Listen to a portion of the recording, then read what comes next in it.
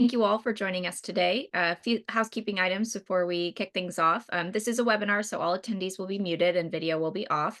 You are welcome to engage in the chat, ask any questions you may have throughout the presentation, and we will share a copy of the recording of this webinar a few days after the event in case you'd like to reference anything that we've discussed. So with that, let's get things started.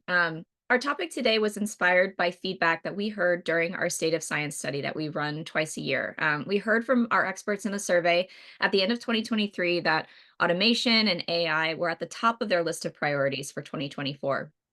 And while that study provided some really great insights, we had some unanswered questions around the practical implementation of AI, specifically in the pharma industry.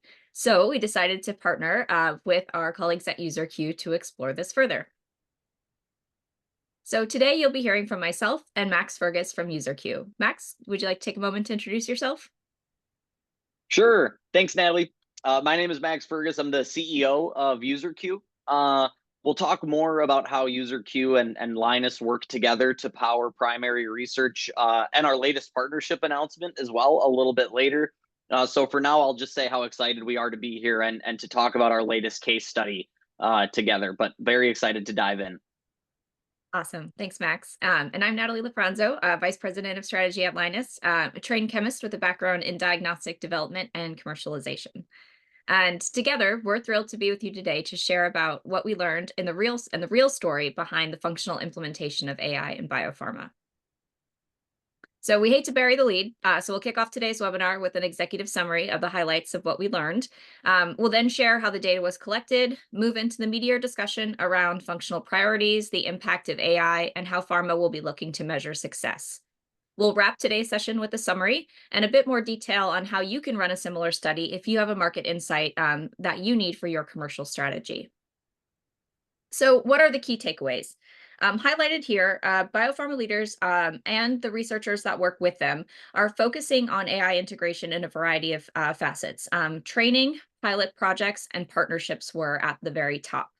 That said, over 2/3 of our cohort that we interviewed acknowledged that there are challenges in establishing the practical adoption of AI technologies. And we'll talk about some of those barriers that they're aware of and that they're working on overcoming. Thankfully, half of the respondents anticipate AI implementation will actually result in job increases and not job decreases. Leaders are focusing on certain key performance indicators to demonstrate the utility of AI adoption. We'll highlight some of those so that partners who are looking to work with these companies can better position their solutions as helping to achieve those goals and those KPIs. And of course, we'll talk about this new tool that we've developed between UserCue and LINUS for measuring industry sentiment. Max, anything you want to add here?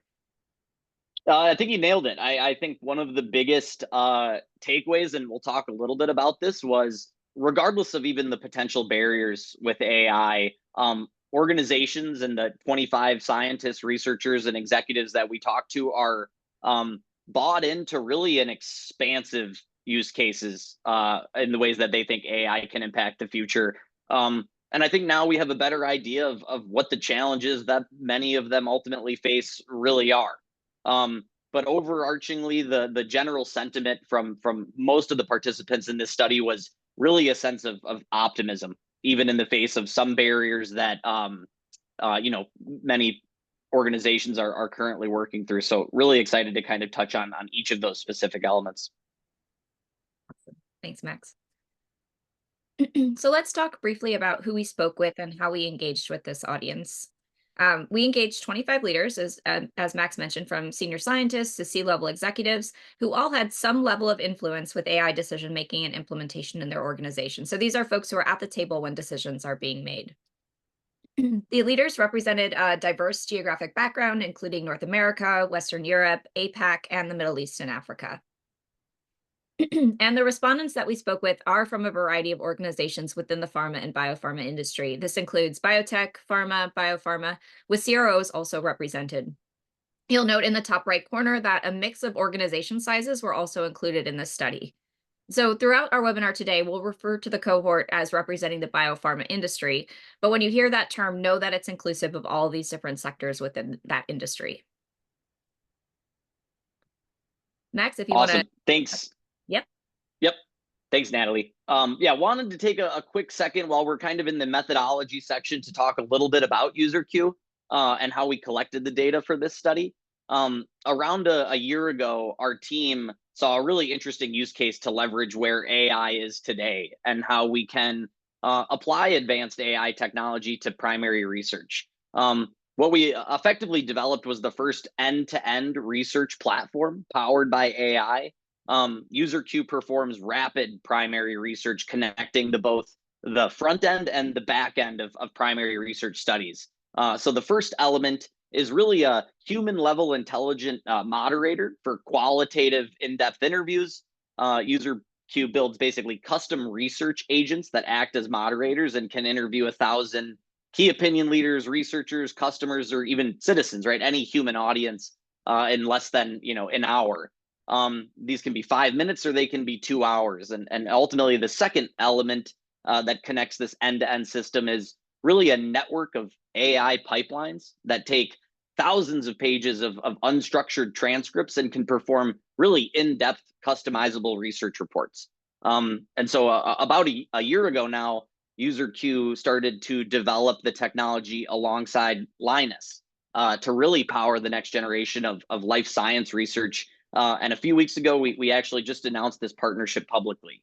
So I think in the last 6 months or so, we've done 10 large-scale studies and refined a lot of this process for the life sciences industry specifically, but very excited to be here today to talk about one of those case studies. And super quickly, I think, why is this innovation so crucial for research? The truth is that we're living in a world where speed matters more than ever. I think especially in life sciences and healthcare, combining the domain expertise of a team like Linus and next generation primary research tools has really allowed us to take research to applications that just weren't really possible before. I think we see that in both startups and enterprises in life sciences and biopharma. They want answers at the speed of now. And in a market where dynamics are shifting constantly, these tools I think really couldn't have come at a better time. Outside of serving enterprises directly for their needs, UserCue and LINUS also can do now rapid response reports. So whether it's the FDA announcing a new policy to regulate LDTs or understanding how biopharma organizations plan to leverage AI, those answers are now almost constantly at our fingertips. I'm not sure if you want to add any more there, Natalie. No, I think that's a great segue into the meat of the presentation. So thank you, Max. So let's talk more deeply about what we learned in this cohort of respondents and on this topic. So in our State of Science we presented in January, we heard a theme that came through resoundingly. Throughout life sciences and healthcare, research was looking to do more with less funding. And perhaps not surprisingly, this theme also came through in this study with a direct quote from one of our respondents shown here. So first we asked then where the low-hanging fruit lies for AI implementation. AI is looking to make the quickest impact in creating and managing documents and in data management. So specifically, interviewees expected rapid advancements in administrative and regulatory tasks through creating and managing documents, facilitating pharmacovigilance, and optimizing supply chain management. So notable opportunities that were mentioned were in the dissemination of lab results, which this particular respondent said takes up quite a bit of time from our team that could be used in research and other duties. And then this specifics around supply chain management were described as automatic ordering, receiving, and distribution of lab products. So some really great opportunities for easy wins in this space. In the longer term, the industry is looking both at scientific and technological upleveling with AI. So three main areas of overlap for scientific implementation included data analysis or bioinformatics, and that's organization-wide, not just within individual groups. Process development, scale-up, and optimization. We'll talk a little bit about those specifically. And target identification or predicting molecules. So again, not surprising with this audience, drug discovery and data analysis were mentioned by 64% of participants as the tasks that they could see the most automation happening in over the next 3 years. So this includes both generating large data sets that can be used for predictive modeling, applications in novel antibody sequence identification, predicting health outcomes and diagnosis, and making better research decisions overall. And then, as previously mentioned, there are lots of opportunities in regulatory and compliance automation that these respondents are looking for.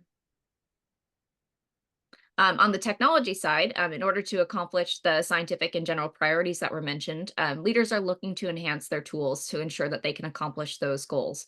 So some of their technology priorities include full stack AI and machine learning integration. So more specifically, AI training, adding partners with expertise in machine learning, AI integration, knowledge management, adopting AI-driven analytical tools, AI-based research efficiency tools, AI-enhanced instrument software, and predictive analytics.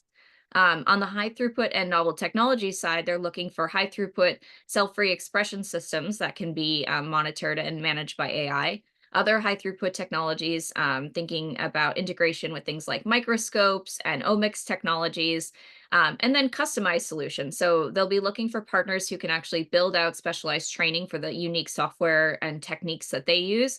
And then, of course, regulatory compliant tools. That depends a lot on the specific drug therapy target that they're looking at.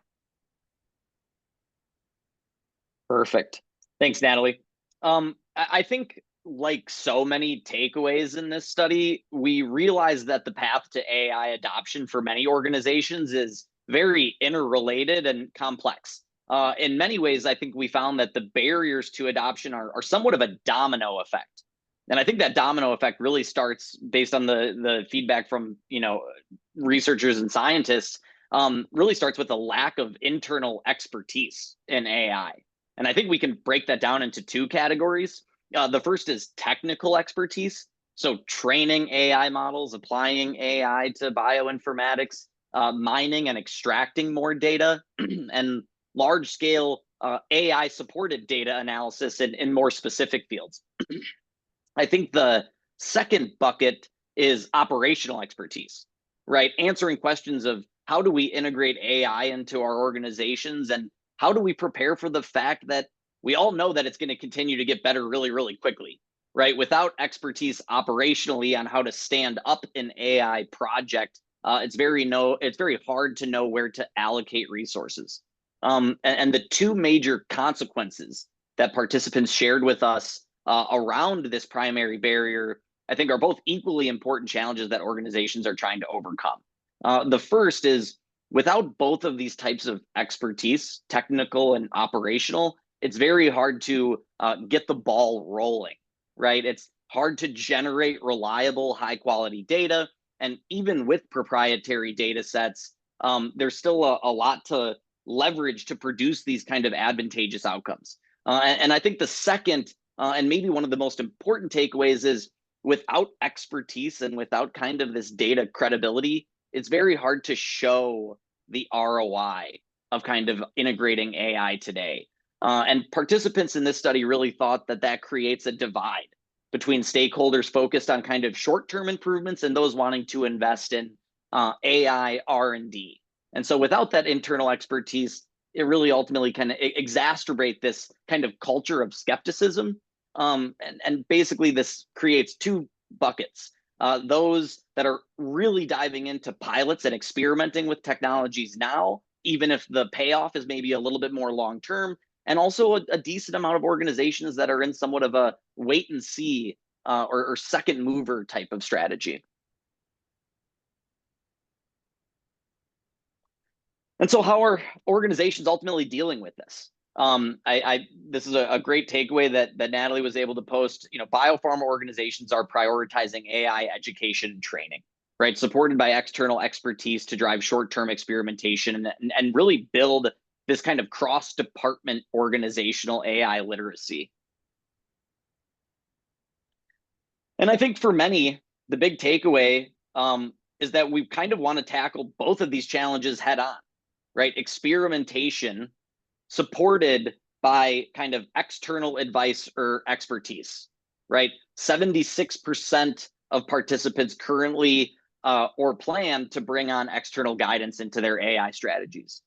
So we bring on that operational and technical expertise that can help us power the short-term experimentation, pilots, and training, right? Ultimately, the goal is that with both of those things, pilots and also some guidance, we can increase buy-in, demonstrate kind of some small scale ROI, like Natalie mentioned, and more administrative, regulatory kind of writing tasks, maybe within a single department, and then more broadly focus on large scale training and upskilling really across the organizations. And yeah, I mean, this was one of the biggest resounding takeaways. A real desire to bring in external expertise, and ultimately highlighting the vast ocean of opportunities that ultimately exist and organizations are keen on leaning into. And I think I'll add here, Max, if I can, that if you're a vendor operating in this space, you have an opportunity to really communicate some of the values that our leaders and our experts in this cohort are looking for. That's, making sure that your solutions are well regulated, and think about the legal ramifications of using AI, particularly related to proprietary scientific literature and copyright issues. So if you're coming to the table with a solution and the industry is looking for one, make sure that you're addressing some of those concerns that folks are going to have when you present your solution to them. Awesome. So in our next section, we wanted to better understand how implementation of AI would impact the industry, specifically related to employment and data generation. So we'll start things off with the employment story. Totally. One of the biggest questions that Natalie shared with us as we started this project is organizations really want to understand the impact on jobs that AI is going to provide. It's a little bit similar to actually how we think about the need to generate net new novel data, which Natalie will actually touch on in a second. But I think there's two big summaries here.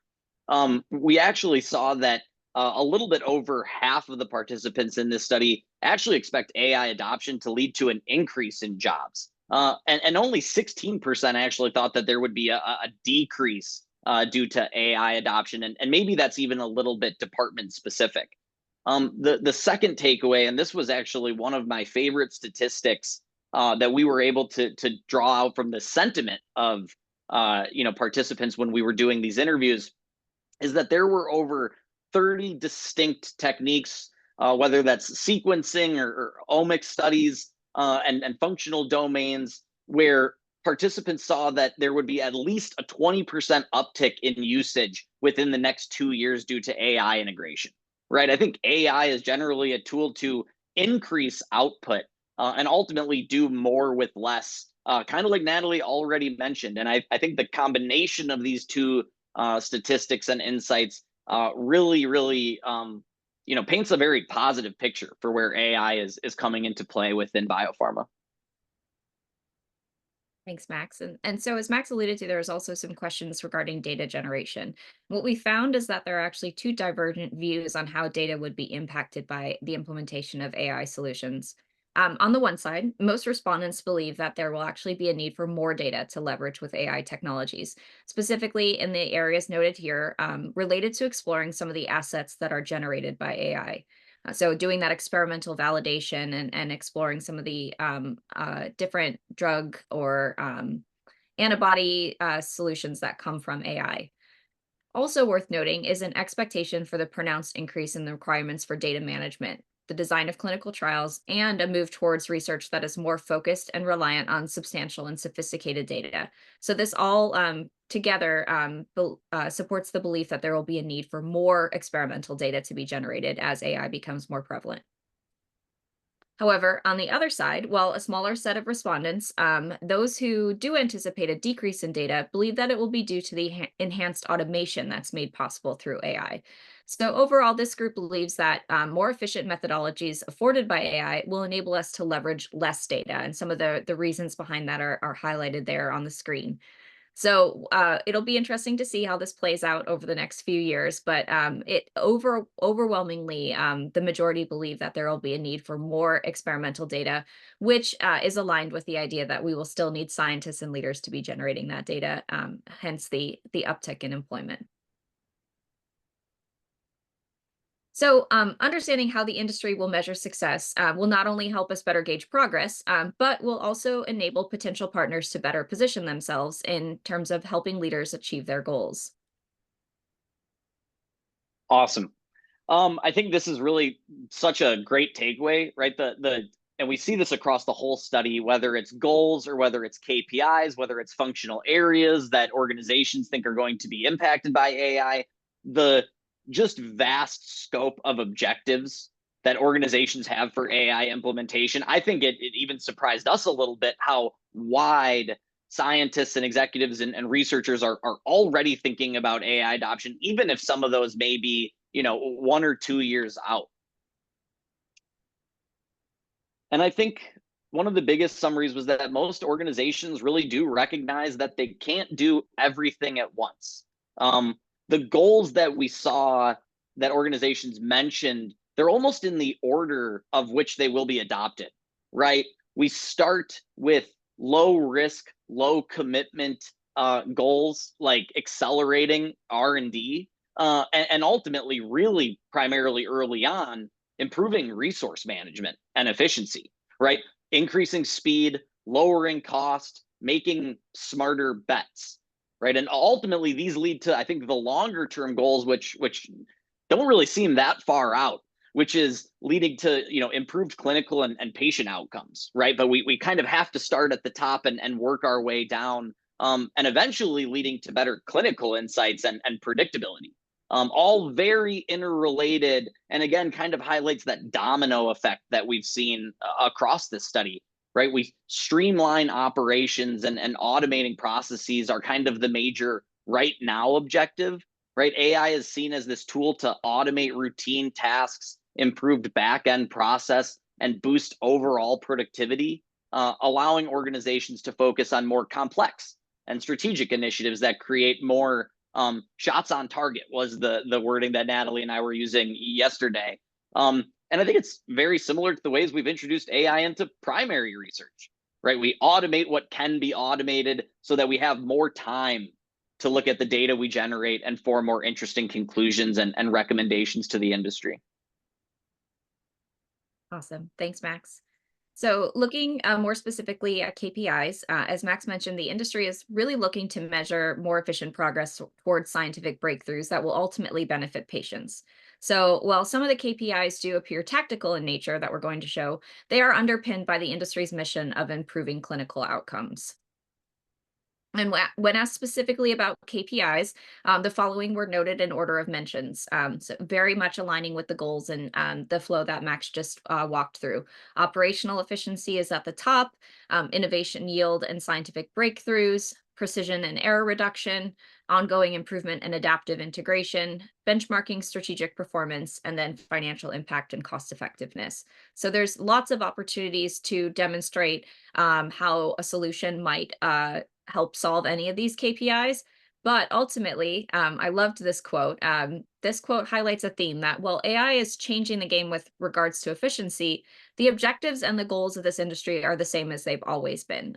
The historic benchmarks of bringing drugs to market are unchanged, and so any solution that you have to that you're looking to develop or that you're looking to share with this industry has to be aligned with these historic goals and historic benchmarks that have already been in place. And so I think it's a really unique opportunity to be thinking about the KPIs that AI can afford, while also thinking about sort of the historic way that drugs have been brought to market. So Definitely. let's summarize this. What did we learn from our respondents? So I'll kick things off, and then Max, you can add your thoughts as well. What we heard is that there really is a multi-thematic understanding of AI implementation across our respondents. Themes came through. We've used the term efficiency multiple times, fiscal responsibility, enabling breakthrough innovation, quality, clinical relevance. AI is really viewed as not an end, but a means to achieving broader strategic objectives. And the organizations are looking for monitoring mechanisms that can help them iterate, gather feedback along the way, and then look for opportunities to enhance their adaptability to be able to successfully integrate AI solutions. There are specific and quantifiable objectives and KPIs that respondents are thinking about, and they are broad. And so that represents the breadth of aspirations within this sector for AI opportunities for AI implementation. It's really a comprehensive strategy that balances the organizational excellence with ambitious scientific and healthcare advancements. Overall, drug discovery and data analysis are predominant themes in this industry's adoption of AI, not surprising given their organizational goals. Those areas were mentioned 16 times each, the concept of drug discovery and data analysis, and often in an interrelated way. So this reflects a consensus that AI is expected to revolutionize both the fastness to market, so the exponence and innovation in therapeutic development, which is also correlated with the advancement in the management and interpretation of clinical and complex data sets. Max, anything to add? Totally, and maybe just a few final notes before we share a little bit more of what working with Linus and UserCue really looks like. I think Natalie kind of nailed it, right? Almost every department and vertical within life sciences and biopharma is thinking about AI right now. The holy grail definitely seems to be the combination of large, complex AI modeling, of proprietary data sets, and the combination of predictive algorithms and modeling for key target identification and really drug discovery as a whole. The path to get there, I think, is filled with a ton of considerations and challenges, but the path has started to become somewhat clear. Organizations getting their feet wet, bringing in expertise, and focusing on creating really, I think, an AI first culture, and the one that best positions itself for this really new wave of technology. Excellent. So, if you were inspired by today's study about AI adoption in biopharma and are now kind of thinking about how you might run a similar study to explore a specific market dynamic that impacts your science or your business, we'll now share a bit more about how we approach these sorts of questions. So, the first premise I'll mention is the idea that although we always believe that scientists and other technically trained audience are rational beings who will be swayed only by the data, the reality is that actions are governed not by logic, but by behavioral patterns. And by understanding these patterns, we can create brands, messages, campaigns, and collateral that influences our audience to take action. And those audiences can be either internal or they can be external, depending on the organizational objective that you're looking to achieve. And at Linus, we've spent nearly 3 decades developing models for how technical professionals like scientists, laboratorians, and clinicians tend to make decisions, and how to influence those decisions. And we've actually written 2 books about the topic. So how we design our market research is really founded in these models. In some situations, deep qualitative insights are necessary to probe the psychology and the deep insights around decision making. For those studies, we may choose to leverage live or asynchronous interviews, focus groups, ethnography, mobile ethnography techniques. For other questions, it's actually maybe preferable to utilize quantitative research, where we would independently design, develop, recruit, and analyze findings on any life science or biomedical related topic. We would do this in a very highly monitored manner to make sure that our respondents are high quality and to ensure actionability of insights. And then we have our newest offering that Max will talk about. Totally, and we touched on a lot of it. I'll keep it high level and a little bit quick. I think that a few weeks ago we announced Linus and UserCue's partnership. I think really the focus and the genesis at the end of the day is being able to combine really, really strong domain expertise with human intelligence, like the Linus Group really offers, with the panel of experts, really, I think, globally, with now new technology that ultimately allows us to again do more with less. So far we've seen the impact across so many different even sub verticals within the life sciences field, and I think the overwhelming response from the partners we've worked with is they want to be able to do more research, and I think that that's one of the really exciting things. It's not that it's just quicker, right? I think it offers the ability for organizations to be more adaptive, especially now when I think market dynamics are changing so quickly, and we're in an industry that historically has moved maybe a little bit more slowly. And I think that is changing with the ways in which we can conduct research today and really pull out the best of the human intelligence that really is at Linus's fingertips as well. Awesome. Thanks, Max. So these market research tools help us to generate data, and that data then feeds into our brand strategy model. So we may use primary research to probe category, culture, or trends that may impact a business. We may use it to probe views of our brand or the competition, and then, of course, to better understand our customer and their needs, as we did in this study. So together, our team of strategists will synthesize the research data and provide highly tailored recommendations based on the needs of our client. We approach this not only from the scientific perspective, but we also think about the language, the creative manifestation, and again, that behavioral psychology that will impact our ability to achieve any commercial goal we've set. So in summary, if you're looking to conduct a similar study with Linus, you'll gain access to all the tools you've heard about today, including the proprietary Linus and UserCue offering that delivers up to the minute sentiments on market dynamics. And ultimately, we are here to help leaders in our industry make transformative decisions through insights generation, powerful strategy development, and delivering on innovation, both in our methodology and in our recommendations. So hopefully you found the data that we presented in today's study useful. And if this inspired you to explore a partnership with either of our organizations or together, we would love to connect. And we really appreciate all of you joining today. Absolutely. Thank you so much for having us, Natalie, too. Thank you. Let's see here.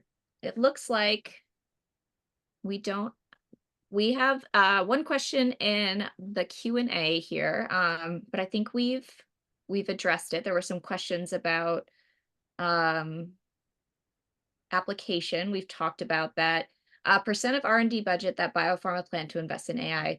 That's an interesting question. I don't know that we explored the budget side of this, Max, right? I don't think we explored it in this study. I think generally, though, when we talked about how organizations plan to address some of the challenges, like bringing in expertise, running pilots, I think generally the sentiment that we were able to extrapolate from the interviews is that we generally expect to see budgets increase. Although I think it's very organization specific, depending on kind of where they're getting started. And I think that probably changes more the farther we look out. But I think, maybe even getting some hard numbers on that would be a very interesting follow-up as well. Yeah, absolutely. I know we did hear in our State of Science survey at the end of 2023 that organizations were investing heavily in automation as a sort of entry point into AI. And so I have that data point to point to. But yeah, great question and definitely worth exploring further. I don't see any other questions in our Q&A. So I think with that, we will wrap things up, and we'll make sure to distribute the recording a few days after this event. Thanks all for joining. Thanks.